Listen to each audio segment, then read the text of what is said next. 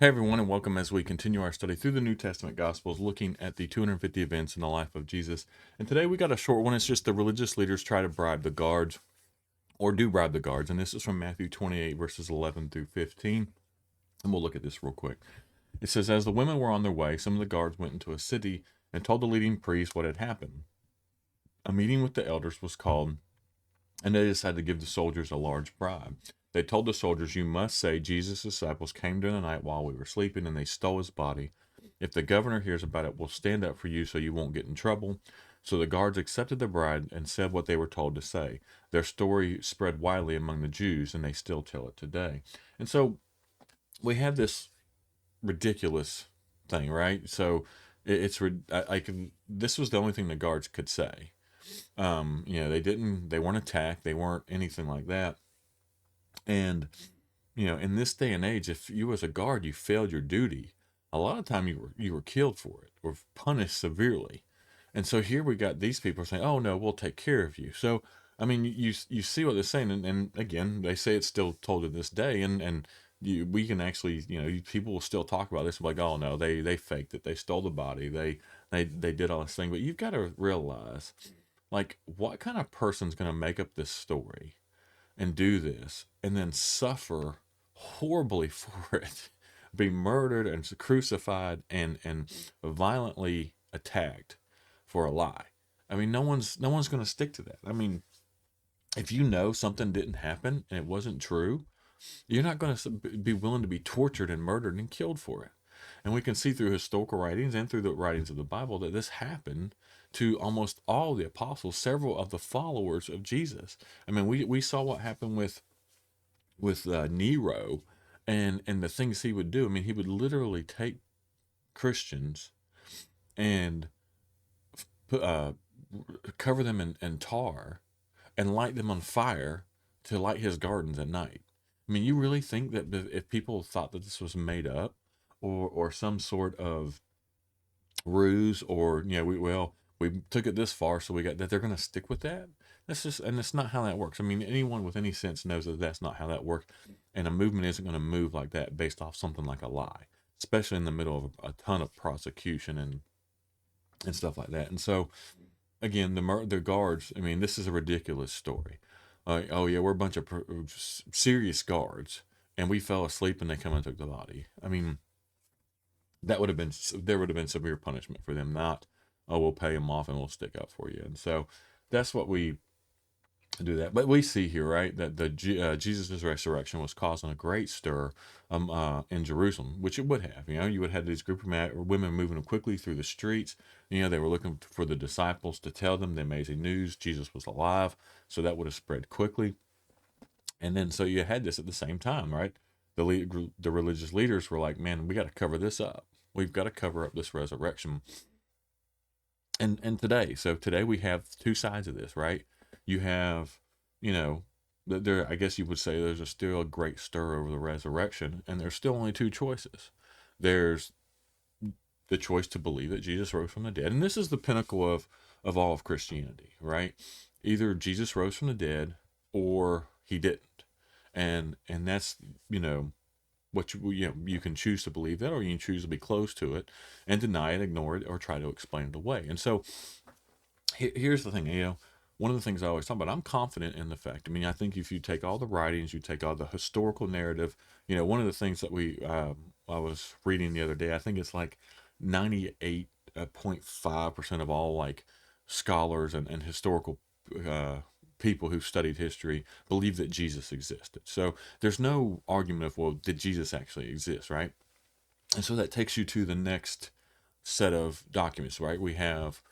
The we have the writings of the authors of the New Testament, and we have thousands and thousands and thousands of manuscripts, or pieces of manuscripts, or quotes of the Bible throughout all of history, and they all line up. I mean, now there are some variations. Most of there's some books written about all the things that where the Bible doesn't match and all that stuff, and most of them are grammatical, like where there's not an apostrophe or spelling, right? And so I mean, and to go that far is ridiculous. But even then, like, if you get to the little things where, okay, well, this wasn't in the original, but this one was added in and stuff like that, it still doesn't take away from the actual meaning or message of Christ and his of who he is, right? And so to say that the Bible is perfectly intact from the originals to where it is now, there are some small variations, there's some small things, but it's nothing like nothing where the entire message has been changed, right? Or whole other sections have been added. There's just there's none of that. All right, and we're going to talk about that a little bit, like when we get a little bit further into Mark.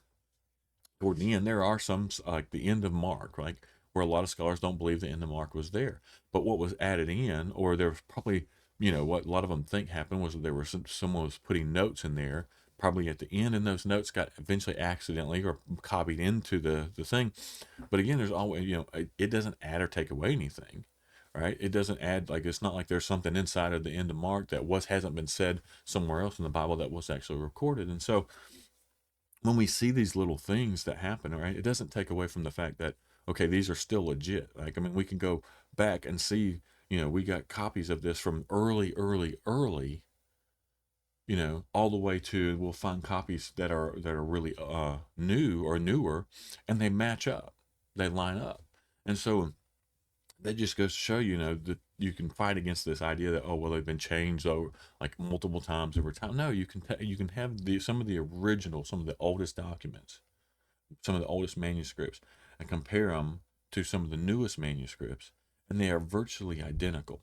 And so that, I mean, that just doesn't happen on accident. And so we have all these documents, all this stuff through it. Then we have historical mentions.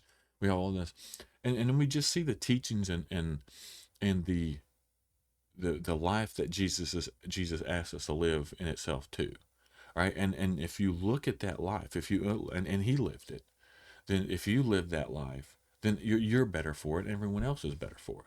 And so it's there's just so much there that I don't know how you could deny it. But people do, and as people make that choice. But that right there, looking at all that is why I choose to believe it, and why I feel it is true. And again, like one of the things I've said, in the end, even if I'm wrong, right, and none of this happened, right, or even in the end, even if I'm wrong, what happens? I lived a really good life. I treated people really kind, and I love people. I was really, I did my best to improve the people and the ones around me. I did all that stuff. And so in the end, even if I'm wrong, I still lived the kind of life I would want to live. But here's the thing: if I'm right, then what does that say for the people who's wrong? And people go, well, loving God wouldn't do the love. A loving God, he is a loving God. Look what he did. I mean, look what we're looking at. Look at the abuse he took. Look at the sins that he took. Look at the, all this that he took. He took all that, and that proves a loving God. And all he's asking is for you to believe in him. That is it. Not to be perfect like he was, not to do all these other things. He's not just going out and just condemning, And I think part of it is we see a version of Christianity that I don't really call Christianity, where it's just, it's more hateful than it is anything else. It's self-righteous and stuff like that. That's gotten really popular. And so I see why people turn against that. But what we have to understand, that's not what Christ called us to be. That's not the Christianity that Christ called us to look like. And so we can't judge who Christ is off of people who aren't representing him correctly. I heard an example the other day. It was like, what if you saw someone who was playing Beethoven and they absolutely butchered it and was horrible at it? Well, would you say, well, Beethoven was horrible? Well, I can't believe in Beethoven because his people who try to play his music play it horribly. No, we can't go based off how people who claim to follow Jesus act. We've got to look at the evidence of who Jesus is, read it for ourselves, and say, okay, this is how I'm supposed to behave. This is who I'm supposed to be. Yes, these people over here are butchering it really bad, right? But this is who I was called to be. If I read this, this is who we are called to be as Christians, and this is how we need to behave, and this is how I'm going to choose to behave. And then try to help the ones who are struggling with it. But I'm not going to judge Christ himself based off the fact that his imperfect people who follow him butcher it really bad sometimes. And so that's the evidence that we have here. And so, yeah, I don't know, I went a little bit longer on this one, but I want to talk about, we have two choices in the end. We can choose to believe this, or we can choose not to believe this. And if you don't, then we in the end we all live with our own choices. I encourage you to read into this, to, if you haven't, right, to follow the evidence, to look into it really hard, and look and just read the Gospels and go through all this on your own. And you can't tell me that if you read through that and look through that, you can't tell me that the world wouldn't be better off, you wouldn't be better off, if we just followed that, and followed who Jesus was and claims to be. But in the end, it's your choice, and I encourage you to dive deeper into that. As always, I appreciate everyone for watching. I appreciate for those who took the time to have taken the time to continue to follow this series, and I really do appreciate that. If you haven't subscribed to our channel, please go ahead and do that. We're going to go into some other more, some deeper stuff, but also some stuff I think that applies more to everyday life and struggles and things like that. We're going to try to look at that and go through that. We'll probably shift to more of a weekly series with that. But as always, I appreciate this, and as always, I appreciate everyone for watching.